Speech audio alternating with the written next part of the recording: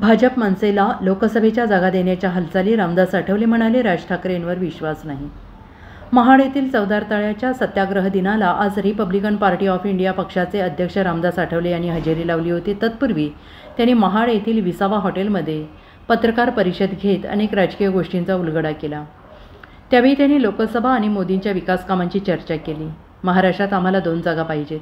शिर्डी आणि सोलापूर या 2 जागा आम्हाला युतीतून मिळणं गरजेचं आहे, असंही ते यावेळी म्हणाले.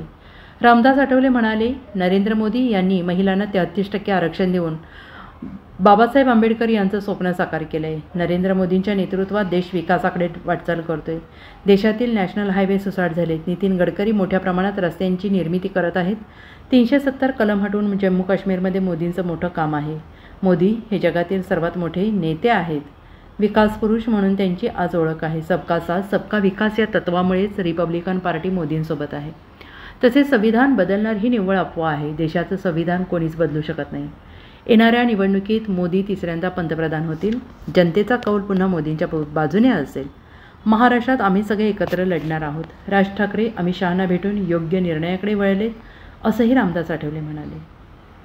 तसेच एक दिवस राहुल गांधींना सुद्धा NDAमध्ये यावं लागेल, असं म्हणत रामदास आठवलेंनी काँग्रेसला टोला लगावला.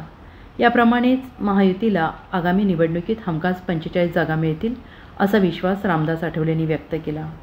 Bureau report, SBN Marathi, Mumbai.